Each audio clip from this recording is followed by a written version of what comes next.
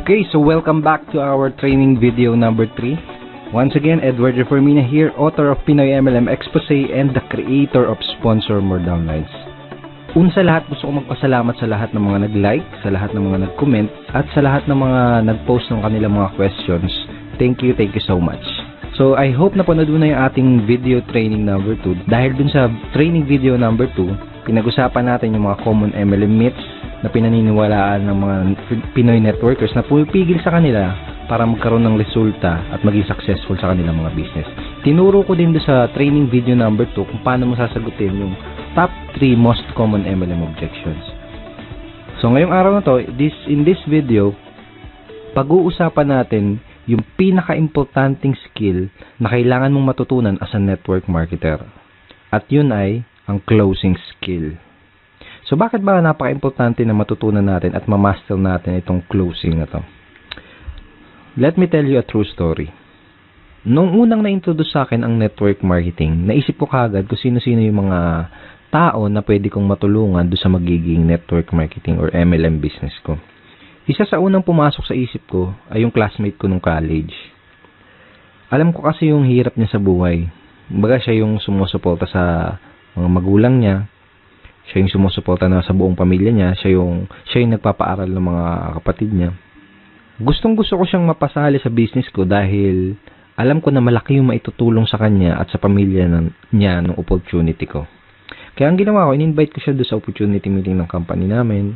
Baga, sinet up ko siya ng appointment, nilibot ko siya doon sa opisina, pinakilala ko pa siya doon sa mga ibang partners namin. Kaso, hindi lang pala ganun kasimple. Hindi pala porket may intention kang tumulong ay magagawa mo na. To make the story short, hindi ko siya na-close sa business ko dahil wala pa akong kaalam-alam kung paano mag-close ng prospect. Wala akong kahit anong skill sa pag-close ng mga prospects. So sa madaling salita, hindi ko siya natulungan. Okay? Hindi ko siya natulungan. So kung katulad mo ako, nasa network marketing ako dahil nagustuhan ko yung idea na pwede kang maging successful habang nakakatulong ka din sa ibang tao. Mga sabi nga nila, network marketing is a people helping people business. Tama? Pero ito ang tatandaan mo. Kahit gaano pa kaganda ang intention mo na makatulong, hindi mo magagawang matulungan ang isang tao gamit ang opportunity mo. Hindi mo matutulungan yung mga kakilala, kaibigan o kamag-anak mo hanggat hindi mo siya nai-sponsor o nare-recruit sa business mo. Hindi mo siya matutulungan hanggat hindi mo siya nakuklose. Hindi mo siya matutulungan hanggat hindi mo siya nagiging downline. If you really want to help other people, kailangan mak-close mo muna sila sa network marketing business mo. Yun ang dahilan kung bakit kailangan mo ma-master ang skill na to. Ngayon may gusto kong ipakita sa'yo. This is Sponsor More Downlines training ebook. This is a 128 pages, very detailed how-to sponsoring training ebook. This is an exclusive training ebook na ginawa ko lang para sa team ko. Baga dito sa ebook na to, dito ko tinuro lahat ng mga sponsoring and recruiting strategies, approach and methods na natutunan at na-discover ko na tumutulong sa akin para makapag-sponsor ng up to 23 downlines per month. Okay, dito ko rin tinuro yung 5 easy steps of sponsoring. Okay, so very, very detailed siya. Tinuro ko dito mula from qualifying to handling prospect objections and of course up to closing prospects. So sobrang detailed niya. Tinuro ko dito kung ano yung mga linyang ginagamit ko, kung ano yung mga scripts na sinasabi ko. And tinuro ko din dito yung psychology behind those strategies. Kumbaga tinuro ko kung bakit effective yung mga strategies and methods na yun. Tsaka yung mga approach na yun. Okay? And dito sa ebook na to, tinuro ko din yung 3 closing methods na ginagamit ko at ginagamit din ng mga team ko. And in this video, gusto kong i-share sa iyo yung isa doon sa mga closing methods na yan. So, napaka-effective ng mga closing methods na yun. May mga araw na nakakapag-sponsor ako ng 4 na downlines sa loob lang ng isang araw. Okay? Pero bago ko ituro sa iyo yung isa doon sa mga closing methods na yun, gusto ko munang i-share sa iyo yung mga naging resulta ng mga taong nabahagian at naturuan ko na ng mga strategies at mga approach mula dito sa training ebook na to. Okay, so bali ito yung sinabi ni Arvin J. Basilio from Cebu City. Sabi niya, By applying his teachings and strategies in Sponsor More Downlines training ebook, I was able to sponsor 13 people and earn 14,110 pesos in just 11 short days. I have never experienced such fast results in my life. The teachings taught by Edward in objection handling also increased my sign-up rate by 200%. I became truly unstoppable in my business and I couldn't be more thankful. So yun sinabi ni Arvin J. Oh, thank you, bro. Ito naman yung sinabi ni Elisa Cruz from Cavite City. Sabi niya, mas nakukuha ko yung trust nila dahil sa mga scripts na sinusunod ko sa trainings. So thankful talaga ako dahil in just 1 week, nakapag-close ako ng 3 prospects at may mga naka-line up pa. So sabi niya, very effective.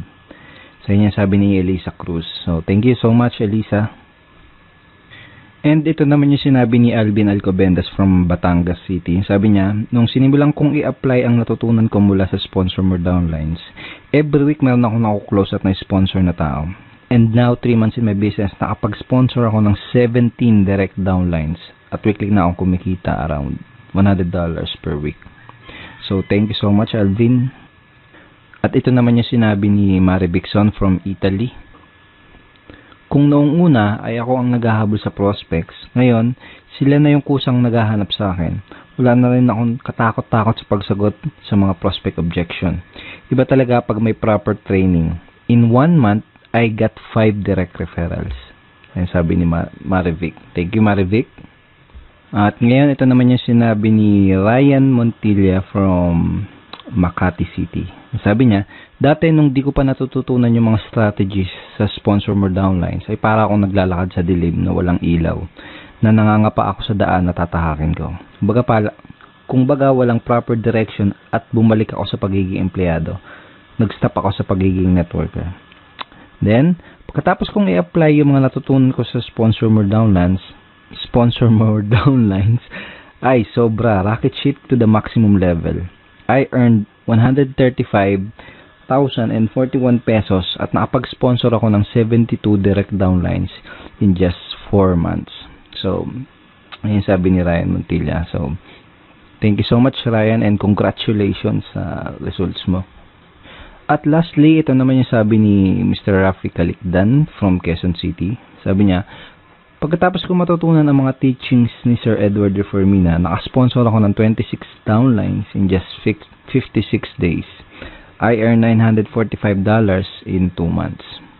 I never expected na ganun ka-effective yung pag-apply ko ng natutunan ko.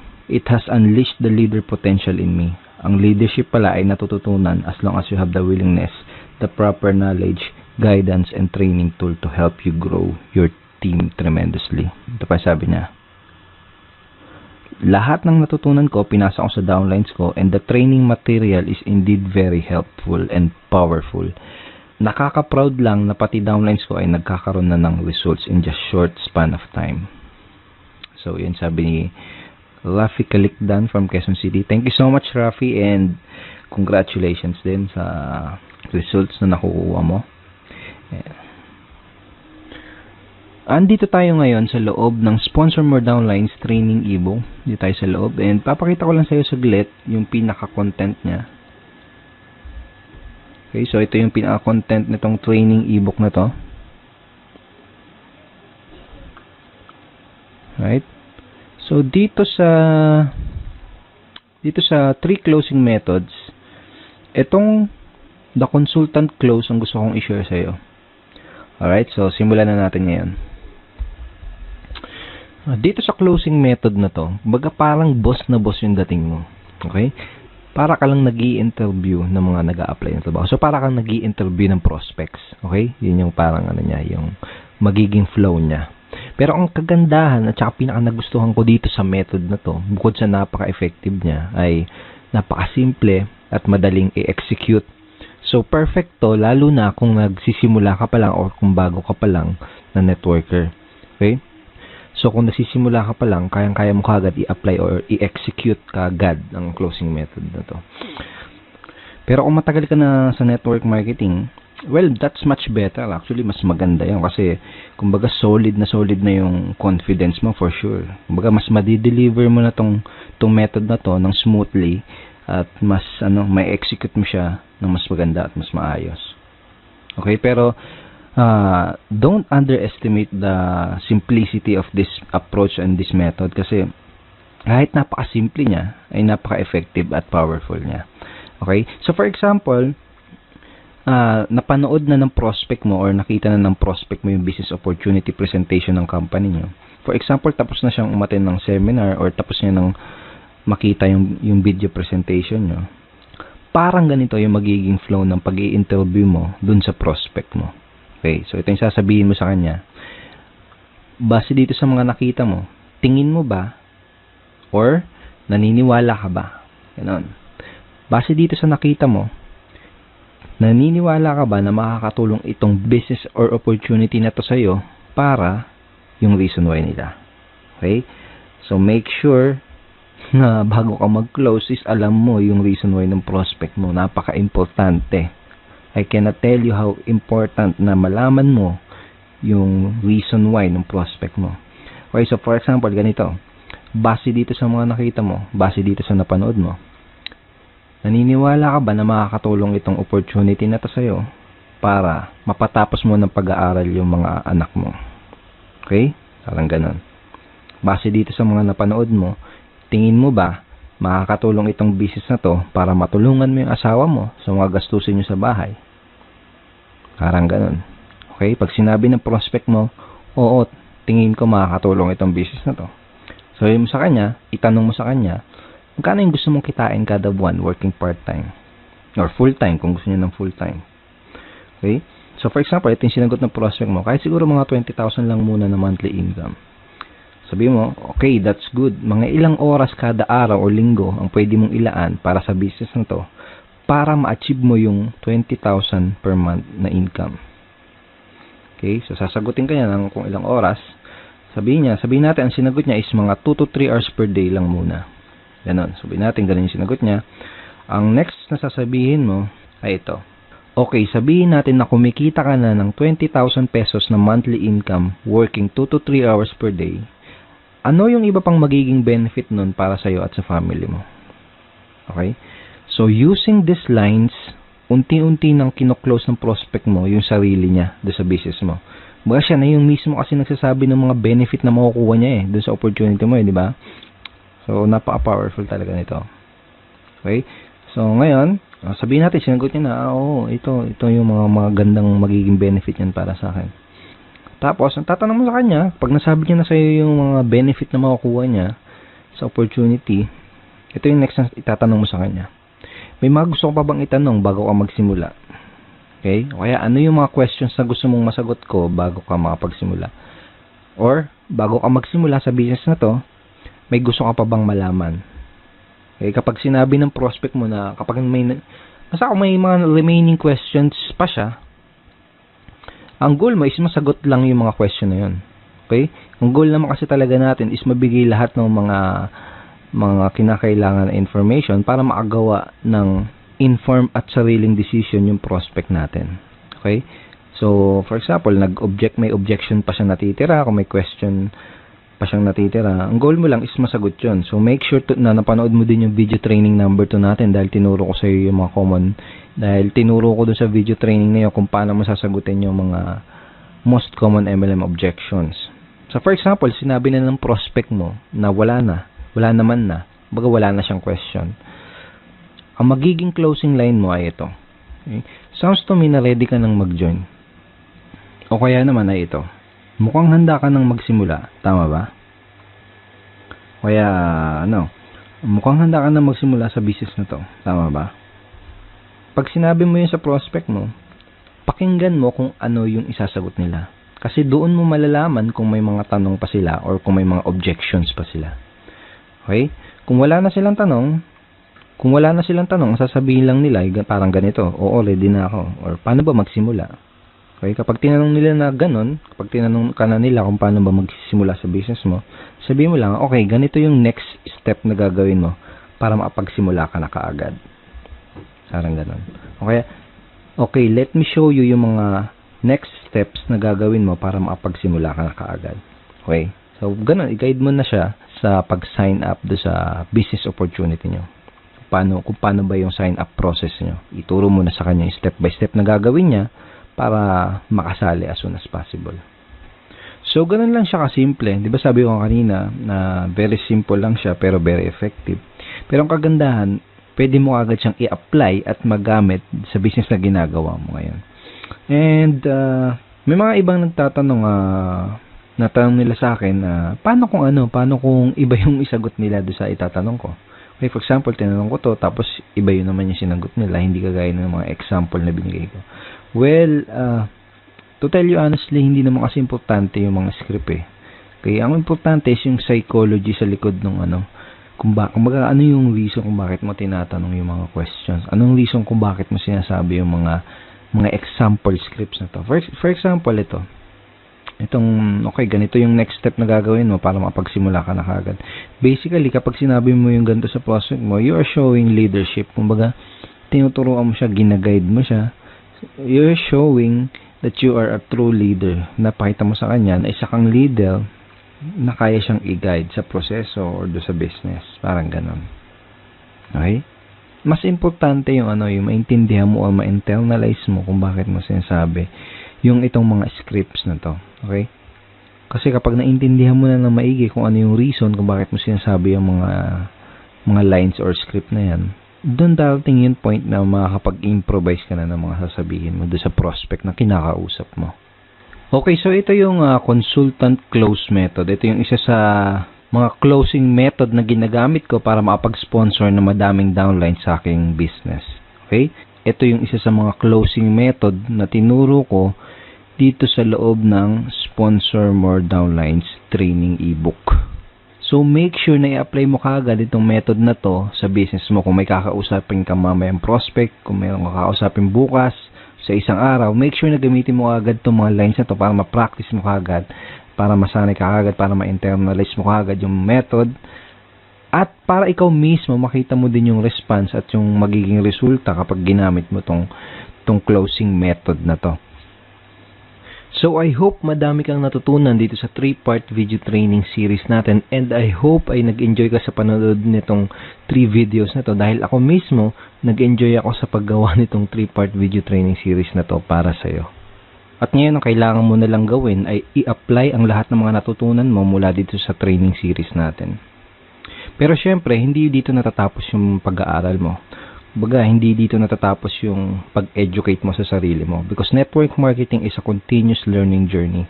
Sabi nga nila, if you stop learning, you stop earning as well. So, dapat tuloy-tuloy. Dapat tuloy-tuloy yung pag-increase mo ng mga nalalaman mo. Dapat tuloy-tuloy yung pag-increase mo ng knowledge mo. At kapag ginawa mo yun, makakapag-acquire ka ng mga necessary skills. Mga skills na tutulong sa'yo para magka-resulta, para maging successful dyan sa business mo. Okay? So, may gusto akong ikwento sa'yo. Maiksing kwento lang to. And I'm sure may mapupulot kang magandang aral din sa kwento na to. Pwede rin na narinig mo na to before, pero ito kwento ko pa din. Tungkol to sa isang lalaki na naglalakad sa kagubatan. So, naglalakad siya sa gubat. And habang naglalakad siya, may nakita siyang isang mangangahoy na nagpuputol ng puno. Okay? Nakita niya yung mga ngahoy na yun na pagod at hirap na sa pagputol ng puno. Tagaktak yung pawis at napapamura pa sa hirap yung mga ngahoy habang pinuputol niya yung puno. Ngayon, nagtaka yung lalaki na nakakita sa kanya doon sa mga ngahoy. Ginawa niya, tinanong niya yung lalaki. Sabi niya, anong problema kaibigan? Ang sagot ng mga ngahoy, mapurol kasi tong palakol na ginagamit ko. Kaya hindi ko maputol ng maayos tong puno. Ang sagot ng mga ngahoy. Sabi ng lalaki, bakit hindi mo hasain yung palakol mo? Ang sinagot sa kanya ng mga ngahoy, mahihinto kasi ang pagpuputol ko ng puno kapag ginawa ko yun. Mahihinto ako sa pagputol ng puno kapag hinasa ako tong palakol ko. Sagot ng mga ngahoy. Sabi ng lalaki, pero kung hahasain mo yung palakol mo, mas magiging mabilis at mas madali ang pagputol mo dyan sa punong yan. Ang sagot ng mga ngahoy, wala kasi akong panahon para huminto Habang mas lalo siyang napapagod doon sa ginagawa niyang pagputol ng puno. Habang mas lalo siyang pinagpapawisan doon sa pagputol ng puno na yon.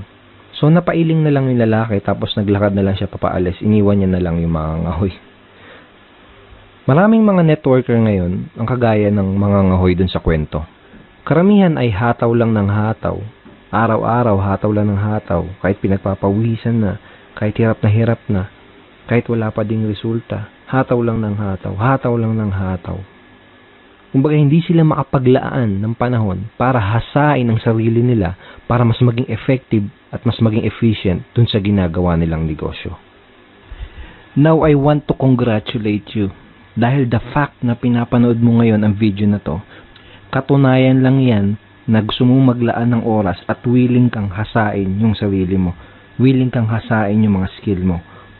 Pinatunayan mo sa sarili mo na willing ka talagang maging successful. So congratulations. Tama yung ginagawa mo. Pagpatuloy mo yan. Once again, thank you very much for watching our training video series. Kung nagustuhan mo ang video training series na to, make sure na mapanood mo yung video na ipapadala ko sa'yo bukas. Dahil dun sa video na yun, malalaman mo kung paano ka magkakaroon ng access sa Sponsor More Downlines training ebook. Yes, bibigyan kita ng chance para magkaroon ng access dito sa dating exclusive training ebook na to.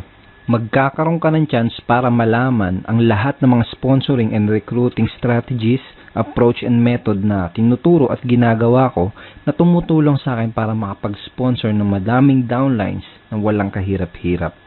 At dun sa video na ipapadala ko sa iyo bukas, malalaman mo din kung paano mo makukuha itong Objection Crusher training ebook for free. Yes, gusto kong ibigay sa iyo itong Objection Handling training ebook na to for free. Pero napaka-importante na mapanood mo yung video na yun bukas dahil hindi ko alam kung ilang Pinoy network marketers lang ang hahayaan kong magkaroon ng access dito sa napaka-valuable at dating exclusive training materials na to. Kaya kung gusto mong magkaroon ng access sa Sponsor More Downlines training ebook at kung gusto mong makuha itong Objection Crusher for free, make sure na mapanood mo yung ipapadala ko sa yung video bukas. Kaya wag mong kakalimutan na i-check ang iyong email bukas, okay? Dahil ipapadala ko sa email mo yung link na pupuntahan mo para mapanood yung video na yun. Okay, once again, thank you so much. And kung hindi mo pa nakiklik yung like button sa baba, please click it and go ahead and share mo din tong page na to sa mga friends mo. And pwede ka din mag-comment dito sa baba ng video na to. At kung may katanungan ka, wag kang mahihiya mag-post ng iyong questions. And I will try my best na sagutin yung tanong mo. So once again, Edward Reformina here and see you tomorrow. Bye-bye. God bless.